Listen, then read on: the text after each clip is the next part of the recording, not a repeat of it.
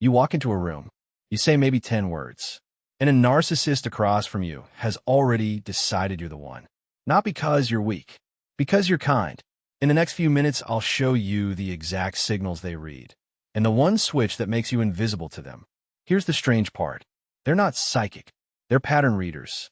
A narcissist has run this scan 1,000 times. They've learned that certain people light up like a beacon the moment stress enters the room. And you might be that beacon right now and have no idea. That's the loop I want you to sit with. By the end, you'll know how to dim it, on purpose in seconds. First, who this is for. If you've ever been called too sensitive, if you replay conversations at 2 a.m., if people's moods stick to you for hours, you're the exact person narcissists are trained to find. And here's why it's not your fault. Empaths aren't naive. You're usually the sharpest red in the room about other people. The blind spot isn't them. It's how visible you are while you're reading them. So let's get into how they actually spot you. Number 1, they float a small, sad story, and they watch your face for the flinch. A tiny complaint, a sigh about their day. Watch what you do. An empath's face moves. Your eyebrows pull in. You lean forward. You say, "Oh no, are you okay?" To you, that's basic decency. To them, that's a green light. Because most people give a flat nod and move on. You didn't. You reacted fast, and you reacted big. In under a minute, they've learned your sympathy is instant, and it's automatic. Here's the twist. It's not the sympathy that marks you. It's the speed. Everyone feels for a sad story. You feel for it in half a second, out loud, before you've even checked who they are. And they're not always doing it consciously. It's a reflex on their side, too. They've just learned, over years, that the fast reactors are the safe bets. So they lean toward the warmth without even naming why. Number 2, they drop a problem and count how fast you apologize. They mention something went wrong, nothing to do with you, and out slips the word, sorry. Sorry that happened. Sorry you're dealing with that. Maybe even, sorry, is it something I did? Watch that reflex. You reach for blame like it's yours to hold, even when you weren't in the room. A narcissist collects that, because a person who apologizes by default is a person who can be made responsible for anything. Your future guilt just got preloaded, and you handed them the key. There's a deeper layer here. The over-apologizer usually grew up managing someone else's moods. You learn that sorry keeps the peace. A narcissist doesn't need your history. They just need to see the reflex fire once. Quick pause. If you're recognizing yourself in this, you're not broken. You're readable.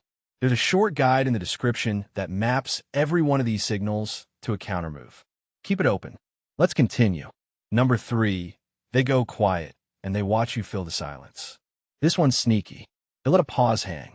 2 seconds. 3. Most people can sit in it. You can't. The silence feels like a problem you need to fix. So you rush in. You explain. You overshare. You offer more than they asked for just to make the discomfort stop. And now they know something huge. Silence controls you. Later, they'll go cold on purpose, the silent treatment, because they already saw, in minute 3, that quiet makes you scramble. And notice, they don't have to say anything cruel to run this test. They just withhold. Warmth on, warmth off. You'll chase the warmth back every time, and each chase teaches them exactly how to move you. Ask yourself right now, when someone stops talking, do you feel calm? Or do you feel responsible? Because your answer is the exact thing they measured before you finish your coffee.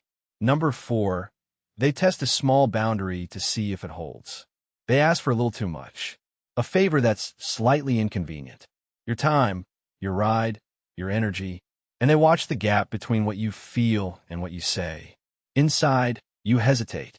Part of you wants to say no, but out loud, you say sure, of course, happy to. That gap is everything.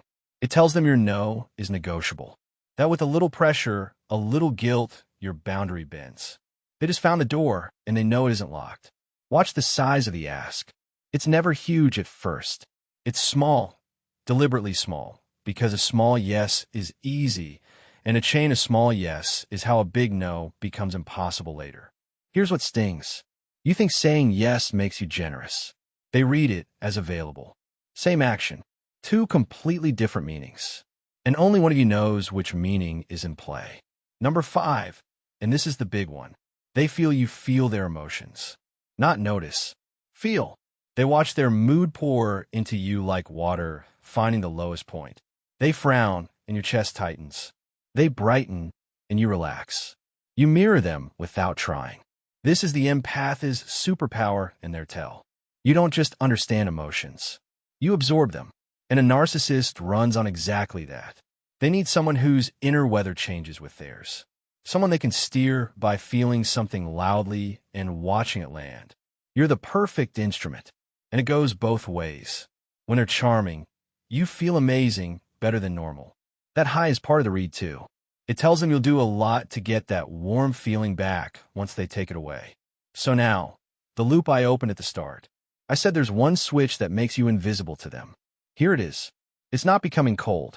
It's not killing your kindness. It's the pause. Every signal we covered has one thing in common: speed. The instant sympathy, the reflex sorry, the rushed silence filler, the automatic yes, the mirrored mood. All of it is fast. A narcissist isn't reading your kindness. They're reading your reaction time. The flare they see in under 5 minutes isn't your heart. It's how quickly your heart shows up without you deciding to.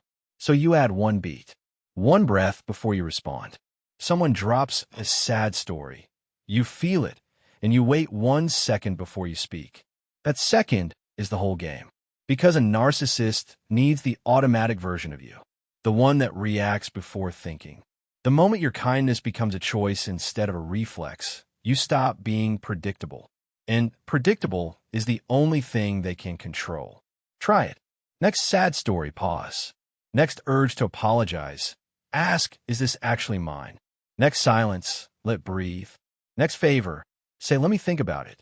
Watch what happens. One more thing. Don't announce the switch. You don't tell them you're pausing.